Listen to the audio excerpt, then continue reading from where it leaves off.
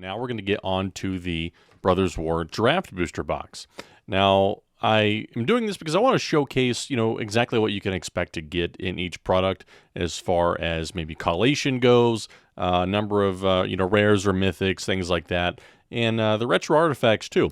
So, already done the collector, already done the set. This is going to be the draft. I'm not going to do the Jumpstart because the Jumpstart product just really isn't good. I do have an idea that I might do with the Jumpstart, but I'm not 100% certain because I'll end up destroying it. So we'll see what happens with that. Before we begin, I've got a beer I picked up a while back, and I want to crack it open and try it out, see how it tastes. So we've got the AleSmith Brewing Company Speedway Stout. This is an Imperial Stout with coffee, and it is Tart Cherry Edition. And it says it's an Imperial Stout brewed with tart cherry, vanilla, and coffee. And if you know my beer tastes, you're going to know that I like Imperial Stouts. I like really strong beers. This is 12% right there, 12% alcohol. I am an adult. I'm way over 21. So just, if you're going to be drinking stuff like this, make sure you're doing it legally. So we're going to crack that open. I do not have a snifter glass because I broke them all, unfortunately. It's like every time I'll get one, I'll have it for a good while, and then just one day I'll accidentally just dink it off of something and it'll break. And it upsets me a little bit. So we'll go ahead and pour. Oh, look at that goodness. So I'm only going to pour a little bit in here. I'll leave the rest in the can for the moment. Ooh.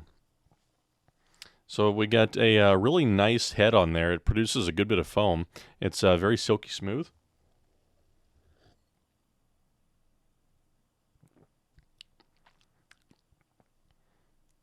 Yeah, that's got it does have a tart cherry. It's slightly on the astringent side, which I don't mind at all. It's mildly sweet, not overly sweet. And it has that cherry flavor. It actually kind of lingers for a little bit. So I think it's pretty good. I could definitely, I would say drink multiple of these, but probably not. If I have something like this, I'm usually only having one because it's equivalent to 3 or 4 regular beers. That is good. We're going to put a little bit more in here. Just pours so smooth. It's not quite black. It's more brown. I suppose that would be because of the coffee and things like that. So we're going to set that over there on the side right there. Just so we can... I like to have it in the frame. So let's get our Brothers War Draft Booster Box open here. And we'll get the 36 packs out. I was going to open it a day ago, but I ended up doing some other stuff. We streamed for a while yesterday. It would have been Friday. Cracking packs with the boys. And JB, dude, he got some really good hits, including, did he get a Mox Hammer? No. Yeah. No. He got a Chalice of the Void, that's right. Because we were opening some Time Spar Remastered, Return to Ravnica, Gatecrash, things like that. I'm a big fan of the old stuff. I think these are different because I'm pretty sure the set box had a different... It did, because it had Urza and Mishra on the side. I do like that it has the draft archetypes. So this is a little card usually they'll include in the pre-release kits. That way, if you're new to the game, you'll see how to actually build build decks. One thing to notice before we start here, these packs are a little bit looser. Typically, that's going to mean, yes, that it was printed in Japan. So what I would expect is the card quality from these packs is actually going to be pretty good. And I also believe that means our rare should be up front in each one of these packs. Oh, nice. We're starting off with a Aetherflux Reservoir. And a Misery Shadow. This is one that I have. Spilling the Power Stone. And Sentinel Stalwart. So, looking at the quality, It is good. All of these cards, there's no bending. The edges are nice. I don't see any ink issues, no print issues or anything. Typically, I have found that Japanese printed cards end up better overall. So, hey, there's number one and a Deadly Riposte. So, I usually, if it's a Japanese pack, I don't have any. I'm not expecting to have any issues. Got a nice Howling Mine and a Sarenth Great Worm. So we're not really going to go through all the commons and uncommons. Really, we're here for rares, mythics, and our retro artifacts. Now, I was checking prices yesterday. So surprisingly, at least to me, I was surprised to see that a lot of the cards in this set, they're holding a really good value. Especially when you consider cards that are over $10. Now that's key, because when you're going through this stuff, cards that are over $5 to $10, really over $3, anything under $3 is technically bulk. So if you have a set that has a lot of cards that are over $3, and especially a good amount that are over 10, you're doing pretty good. And it's even more cool because the set's only been out for a little over a week now. So that's kind of impressive, to be honest. Got a Burnished Heart and Titania's Command. So I still have not pulled myself a Mox Amber. So far in a collector pack, we did pull one. But I didn't get one in my collector box. I did not get one in my set. So I'm hoping to get one here in this draft box. So we'll see what happens. I'm not... Honestly, with as many that I've seen pulled so far, I'm not super expecting to get one at all. The Gilded Lotus is pretty good. And a Fade from History. You know what I was pretty interested to find out when I opened that set box? I got that Urza, Lord Protector. And I kind of just stuck it in there with the regular rares. I did not know that it was like $35. So I sleeved that up afterwards, going through the binder, to build that. So I sleeved everything up. I was looking at the prices while I was doing that, and it said $35, and I was like, I better put that in a sleeve. So I already had one of those, so that one is actually available on crggamesllc.com. If you're interested in getting some packs, I've got plenty. And probably 20-something, probably close to 30 different packs that you could get. So there's really something there for everybody. And that's what that's what I go for. I want everybody to have something that they can open and enjoy. And it's still going on. There's I've got a 10% off sale right now, at least until the end of tonight for Black Friday. So whatever you pick, when you go to checkout, you'll get 10% off in your cart. Wow, we were just going through here quick. Finally, a Helm of the Host. I was hoping to get one of those. And a Transmogrant's Crown. And a Steel Seraph. I needed that. That was one of the cards I'm missing from the binder. So I think we're doing pretty good so far. Steel Seraph is one of my favorite artifact creatures from this set. I think it's really good because of the first ability is mainly. Because it's a 3/3 for 3, and it still has this stuff, I'm pretty sure. Yeah, it keeps its abilities in type. So 3/3 for 3 with flying, and then its other ability there. I think that is solid value. And if you got some extra mana to spend, you can always make it a little bit bigger. Got a Self-Assembler and a Lauren of the Third Path. I haven't built any decks just yet with this set. Other than the decks, that we made in the pre-releases and the drafts. But what I was thinking about yesterday is, I don't know, I was just like sitting, thinking about the set, and just really thinking, I want to draft this set like right now. I've had a lot of fun drafting this set so far. It's got a lot of really cool stuff, and I think part of what it is the inclusion of these retro artifacts. mainly because it's you don't know what you're going to get. You know, you could get a worm coil engine, you could get a Helm of the Host, you could get a burnished heart, anything, and it just kind of like adds to the feel of drafting this product. There's another Transmogrant's Crown, mass production. A lot of good commons and uncommons in this set as well. The only thing I don't like about cracking open whole booster boxes now is after I'm done, I pretty much have a big old pile of packs next to me, so I gotta clean all that stuff up. But that's not too bad. Yeah. And what do we got in this one? Pristine Talisman. Got a few of those. Feldon, Rotom Excavator. It's not too shabby. Really, we want to get like, we want to get Titania, we want to get Urza, we want to get Mishra. Those cards are not that Urza. Not that Urza.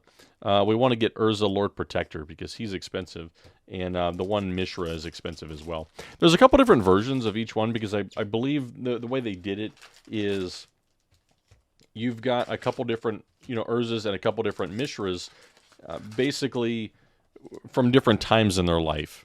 So you've got like old Mishra, old Urza, then you got the young versions of them as well. Kind of like young Frankenstein. Got Ichor Wellspring and a Clay Champion. It's not actually like young Frankenstein. If you've seen that movie, it's pretty good. Speaking of a good movie, I don't know if I mentioned this yet.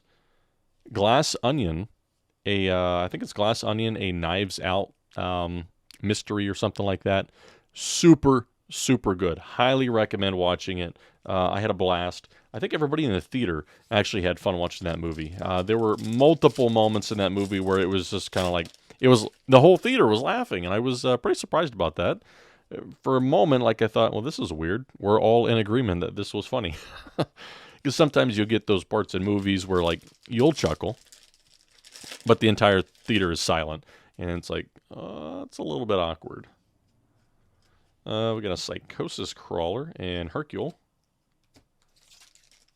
But, we were all... Everybody walked out of the theater pretty much having a good time. Mishra's Bauble, Autonomous... What was that? Autonomous Assembler. I don't know if I have that one yet. So when I'm done with this, I'm actually going to grab the binder, and then we're going to go through that, and I'll kind of show you what it looks like so far. Elseword Flask, Hall of Taxon, and actually, so after I opened the set box and I was putting everything in the binder, I noticed in between the red and the green cards, I had an extra empty page. I had messed up. So I build the binders by card number, right? So it starts out, it goes Wooburg. And I don't put any gaps in between the set, or in between the colors. But for some reason, I had a gap of 9 slots or something like that. And I was like, how in the heck did I miss this? So I went through the entire binder from then on. And I moved every single card back 9 spaces. It was more or less a PETA. It's a PETA. And if you don't know what a PETA is, it's a pain in the ass. I don't know how it happened. I didn't notice it until this time. I didn't notice it when I did the collector box, only when I did that one. I don't think we're getting anything crazy in this one. I haven't seen any cards that I recognize as being expensive. Maze Mine Tome. Hey, Fauna Shaman, needed that. I am finding cards that are gaps in the binder, which is very nice. Swiftfoot Boots, I got a few of those. Is that the... No. That's not the expensive one. It's a different Mishra, of which I do not remember the name. It's probably the one that... I think one of the Mishras... Yeah, because it's Phyrexian Dragon Engine on the other side, I believe. That can flip over. We got Gwenna, Eyes of Gaia. I don't believe I have that one. We've only got 4 or 5 packs here left. We'll see what happens. Hey, Hercule's Final Meditation. I don't think I had that one. Ivory Tower, Urza Silex. I don't believe I had that one either. So this is actually kind of nice. I've said this before, but when you're building the full sets, I don't think it's actually as expensive as most people think it is. For the most part, you could realistically get most of these commons and uncommons just at your LGS.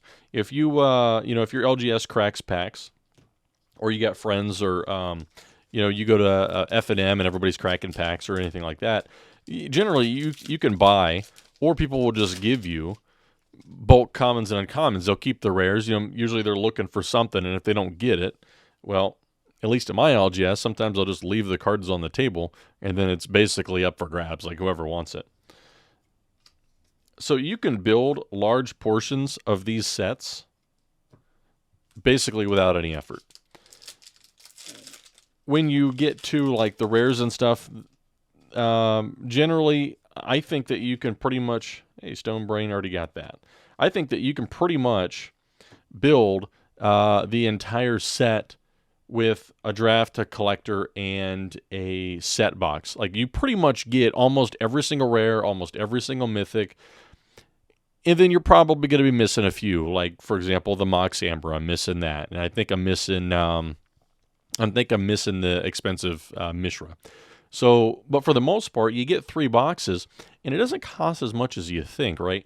If you wait just a little while, you can get the draft box for $85, $80, $85. The set box you might be able to get for $110, and then a collector box. That all depends. But even taking expensive products, or products that were expensive at one time, Kamigawa Neon Dynasty, for example, when that came out, I got a case of them or whatever for $200 a pop, and then they skyrocketed to $280. But now they've come all the way down, and with some of these Black Friday deals, you've got them for like $177, $185, somewhere in that range. So for a couple $100, and I know that's a lot of money, but for a couple $100, you can pretty much get the entire set in near mint, pack fresh, that you pulled for not a lot of money. All the other stuff, there is value here. I don't know what that is, but there is value here. And any duplicates you get, you can always just offload those. Go to your LGS, and if they buy cards, hey, you want to buy these cards? You're probably not going to get a lot, but that's what you get for selling, loose cards to anybody, really, especially if it's bulk. You're going to get a couple bucks per 1,000. You might get, who knows? Maybe you got some good stuff in there. You got some extra good duplicates, like the 2 Urzas, $35. But for a couple $100, you can pretty much build the entire set. And the reason I think building sets is really cool, at least why I like it, is because it's like a collection log. And a lot of video games have like a log, achievements, things like that. It's kind of like an achievement, but with cards, physical cards. I don't know. The way I look at it, it's like an achievement diary. You get the cards, you build the set, you check it off, and boom. Now you've got your own personal EDH library, right? Because you can only run one card, one of each card, individual card in your deck. So in that case, you've got the entire thing. And if you build multiple sets, sometimes you'll get duplicates. So even if you've got one deck that has that card in it, it was probably reprinted in another set. So that's my little soapbox there for building sets. I'm a big fan. I just really, really like it. That is so doggone good. I have not sorted any of the bro cards yet. So what I'm going to do now is I'm going to toss that down there. I'm going to grab the binder, and we're going to go through it. I'll probably do some talking here and there, but I might just do a fast forward with me going through the deck or the binder, things like that. But hang in here 1 second. I'm going to put these away, and then I'm going to grab that binder.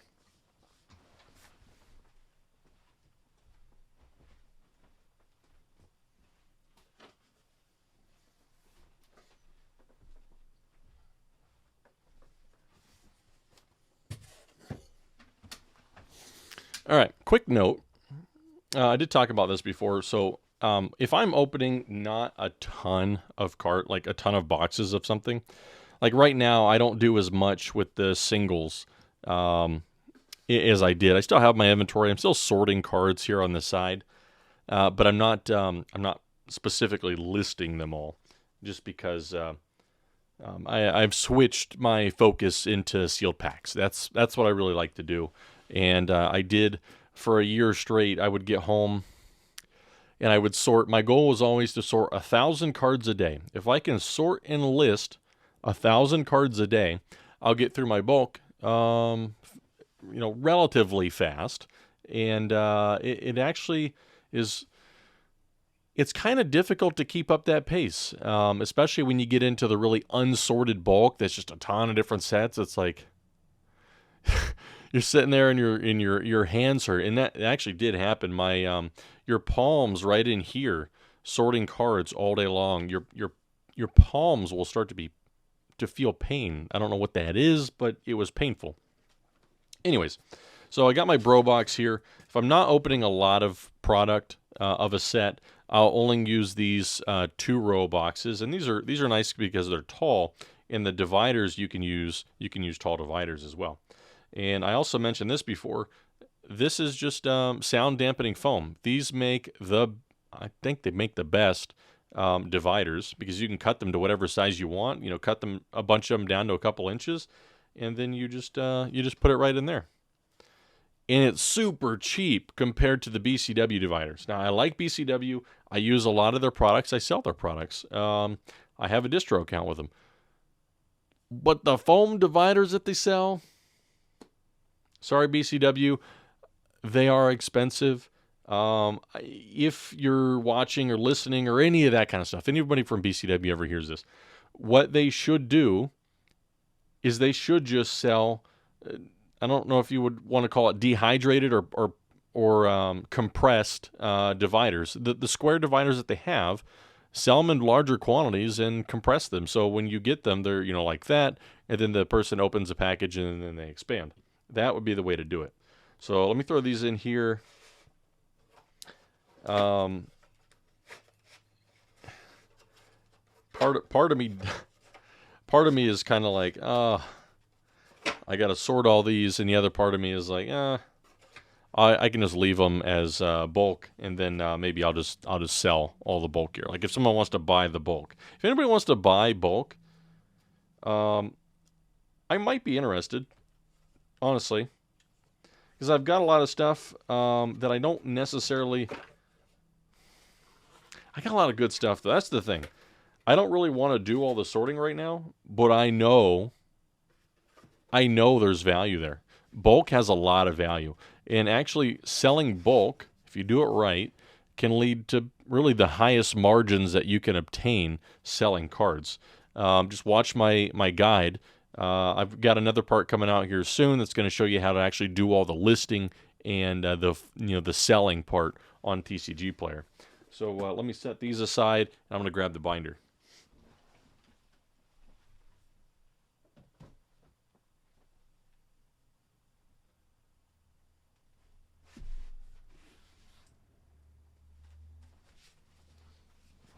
All right, so this is just just a no-name binder.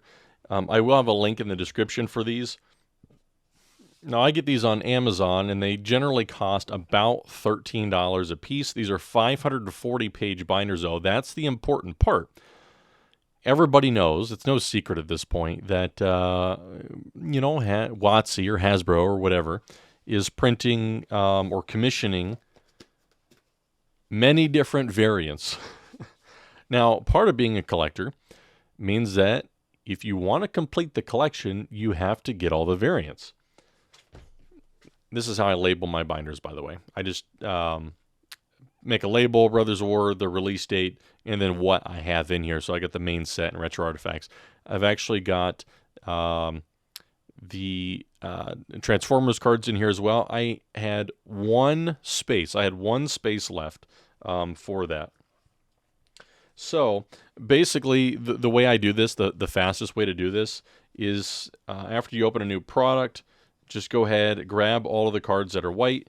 Hey, we got Mirelle. I didn't even realize that. I was opening them so fast. I was really hoping that we got her.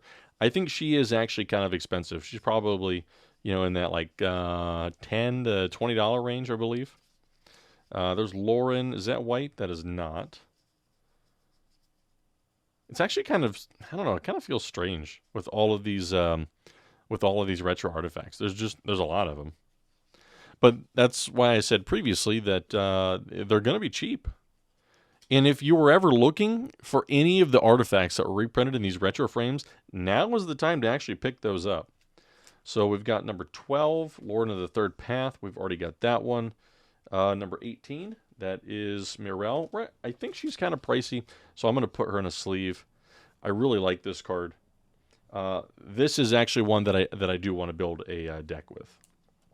Kind of the nice thing about these binders is they have extra material here, and what that will allow the binder to do is all of these pages will lay flat, and then you won't bend the edges of the cards that are near the center. So that's why I like these. I have a whole bunch of them, all of my sets, and then I've got extras as well for when I finally get to freaking putting all my Crimson Vow. I had to do Crimson Vow, Midnight Hunt, AFR. I still have to put the Eighth of Revolt cards in there because I have them when I sorted all of the Eighth of Revolt stuff. I took out one of each, so I have them all together. I literally just have to put them in the binder now, and I'm just haven't gotten around to it yet. I think I have enough binders there, but we'll have to see. So I got number 26 here, Soul Partition, and we've already got that. And the one thing that I do is when I'm going through and I'm putting the cards in the binder, I started out only doing the regular cards. Now, I specifically try to get the foil versions. Like if I have a foil version of any of the cards, I'll put that in the binder and then just sell off the non-foil. That's really the way to do it.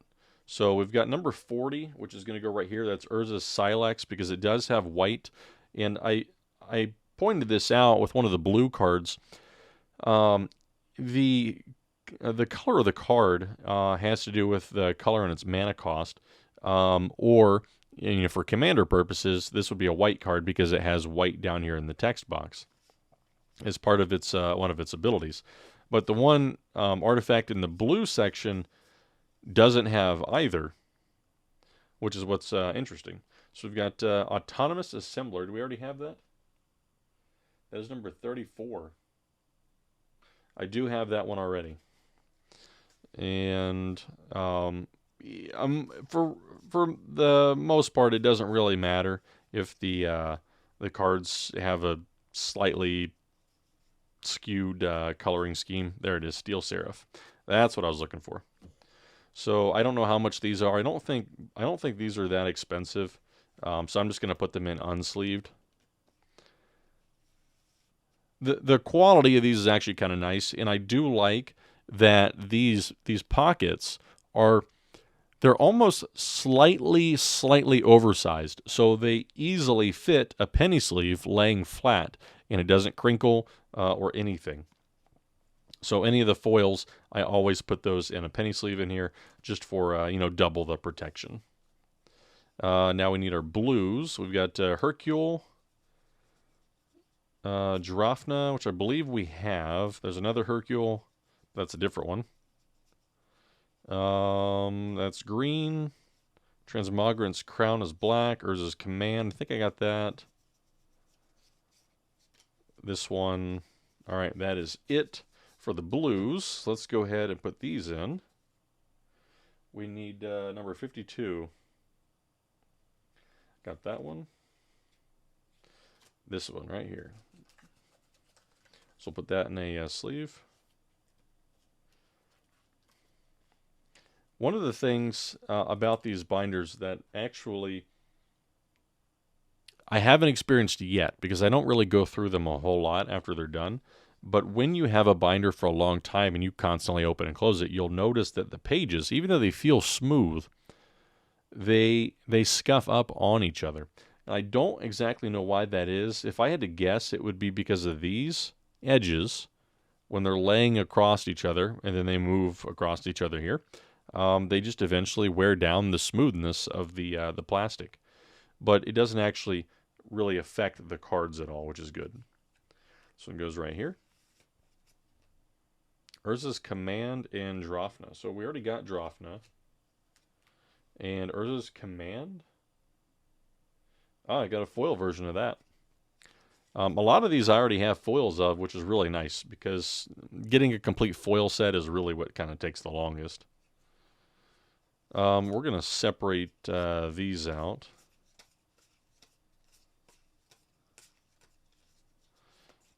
Because they're kind of, it's kind of annoying having them right in the same, like having everything like dispersed evenly here. Helm of the Host, man, I can't believe we got a Helm of the Host.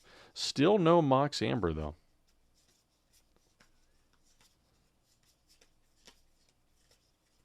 Howling Mine and Aetherflux Reservoir, which is again one that I did not have. So it looks like that is it for that. Let's just set all these. Man, look at that. This is, you get like double the rare. Well, not double the rares, but you get like double the cool stuff in these draft boxes, which does mean that there's going to be a lot of those floating around for years to come.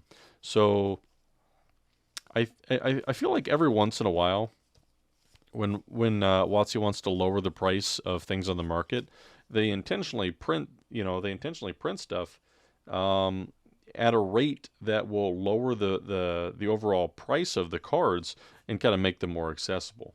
At least that's what it feels like. Gikshin Puppeteer, do we have that? Yes, we do. Gix's Command, isn't that kind of expensive? I'm not even sure. Gix's Command, I know the one Gix is a Yawgmoth Praetor or something like that. I think he's expensive. It's number 97. So we have this one now. If I find out that one of these is kind of expensive, usually I'll go back and I'll put it in a sleeve. I know we have this. That's EFG. It's Fateful Handoff. Yes, got a foil of it. Hostile Negotiations. Got it. Misery Shadow. Got that? No, Misery Shadow. That was one of the ones I needed. So we're slowly but surely filling in these empty spots. And then number 111. Got it. Painful Quandary. So it just feels really good to have two whole pages done right next to each other, just like this. Foiled Transmogrant's Crown. Nice. That goes right next to the Foiled Transmogrant's Altar.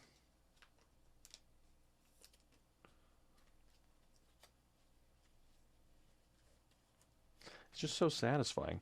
And then this is the thing, you've got an extra one. So now you can sell that one off or, put it in a box and it's a weird face, but keep it for years to come. What do we got next? Reds. We got red cards. There wasn't a whole lot. I know Over the Top is actually one that I needed. What do we got here? Brotherhood's End. That's number 128. We got that? We do. 35. Felden. Got it. Man, we're doing good. I don't know exactly what this one is. Then Over the Top, I believe 146. Yep, that goes right here. 2 more completed pages. Hell yeah. What do we got here? Number 156. I do not believe we have that one. Nope. All right, so now we get the greens. What do we got in the greens? Gwenna, Fauna Shaman. Pretty sure I needed that.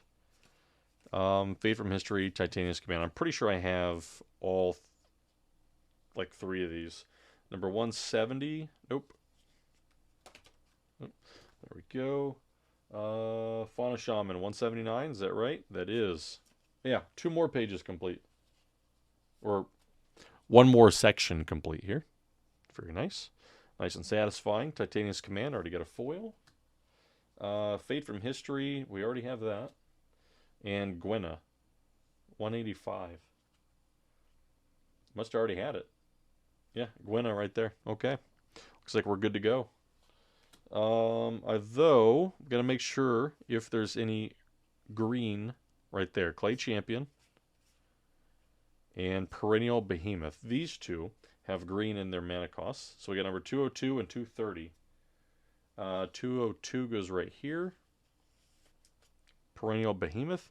And number 230 I'm not sure why is it. Oh, it's because it's green white. That's why. It goes right next to Blade Coil Serpent. Got a foil one of those. It's pretty nice. The Stone Brain.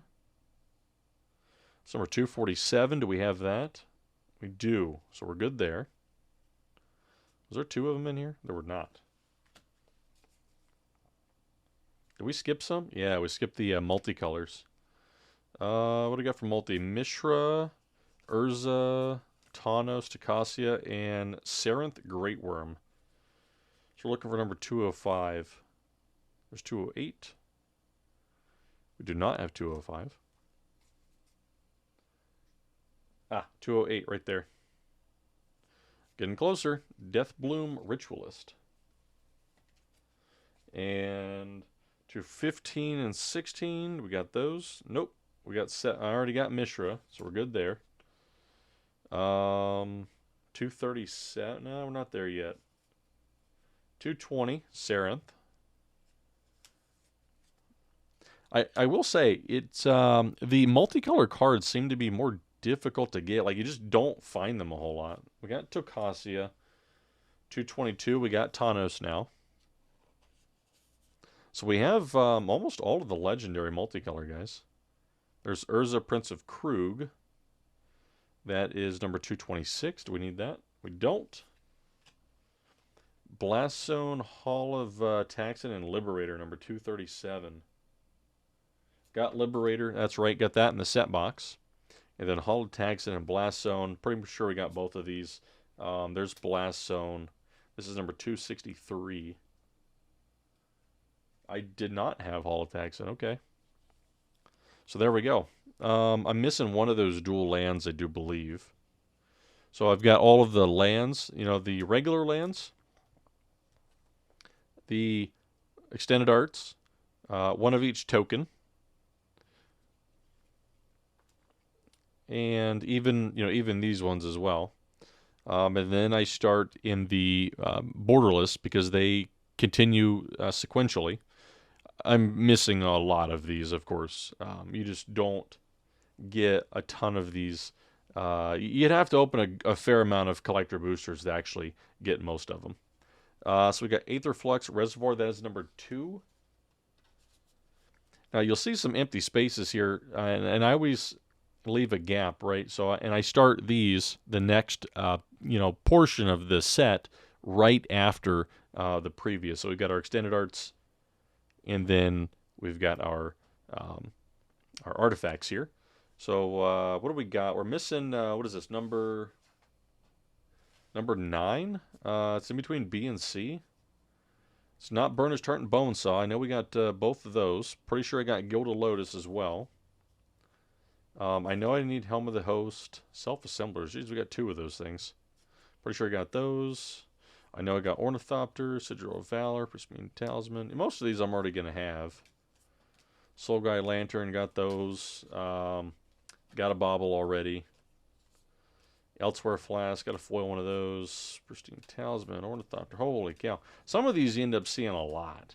Ivory Tower, got a handful of those. I'm not sure what this one is. Helm of the Host is number 19, though, so we can go ahead and put that in. There's the Gilded Lotus. 18. Helm of the Host goes right here.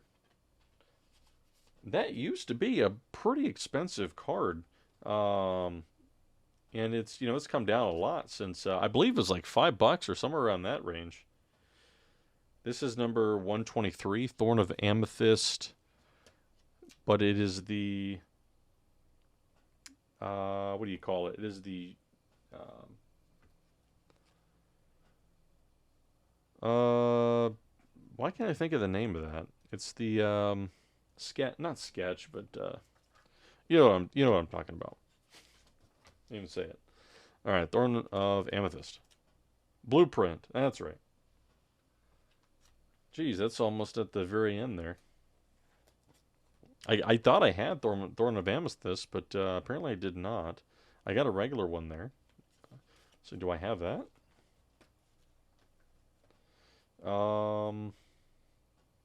It's number 60. No, apparently I do not. 58, 59, 60. Okay. Pretty sure I just got a Howling Mine like a day ago. In the set box, I got a Howling Mine, I'm pretty sure. EFGH, right there. Howling Mine, don't need it. Foundry Inspector, got that. Go to Lotus, got that. Okay. Yeah, see, I know I got the Millstone. Inspiring Statuary, got it. Liquid Metal Coating, number 91. Psychosis Crawler, Mazemind Tome, I just saw that, I'm pretty sure. Is that two different Inspiring Statuaries? Oh, it is. One is the sketch, and one is the blueprint, one's the regular one. I was looking at them, they look exactly the same there. Pretty much, it looks like they just threw another layer onto it and called it a day. Okay, Millstone, got it. Foundry, that one. Sculpting Steel, number 50. For 647, 48, 49, 50. Okay, we got Sculpting Steel now. Inspiring Statuary, number 22. So we got that one. But this is number 85. I could not even tell the difference there.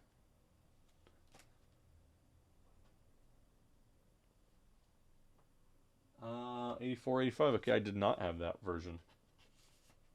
I don't know if they necessarily needed to have two different versions of these things.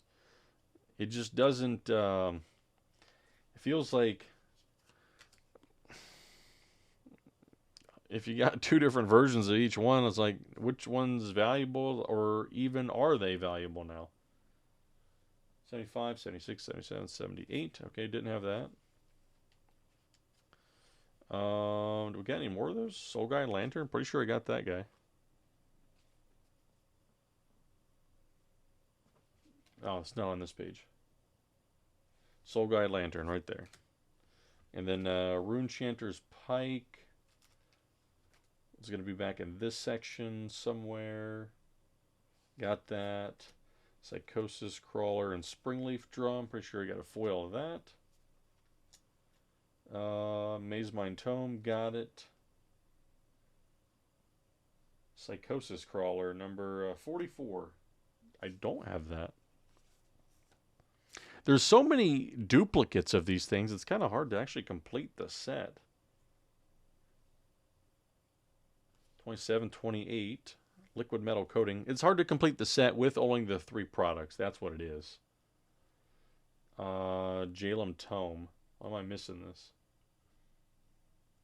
I'm not. It's right there. Okay. We got everything there.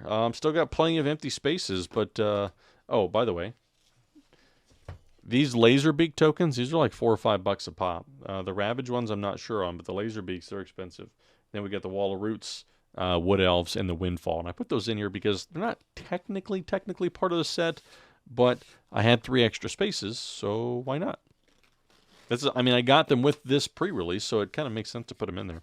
And these bands, they don't actually, they don't dig into the pages or anything, so it doesn't damage any of the cards. So everything has stayed pretty nice in these binders. And then you just put them on a bookshelf, and there you go. You got your own Magic the Gathering library. And you tell people, psh, don't touch that. That's mine, pretty much. All right. Hope you guys enjoyed. I know this is a long video, a lot of just chit-chatting and talking and stuff like that. Hope you found something helpful. The binders are helpful for building the sets, and you don't have to go out and spend tons of money, right? You just get a couple boxes if you got the extra money. If not, ask your LGS, hey man, do you have any bulk stuff from opening? I'd like to build the set. It's probably going to say, here you go. Pick what you need. Give me $10 or something like that. So, yeah. If you guys would like to support the channel, you can do so by buying a couple packs. CRGGamesLLC.com. I've got a wide variety, and I've got pretty good prices across the board, as well as free shipping. And if you're outside the state of Ohio, no tax. Yeah, and until next time, catch you guys later.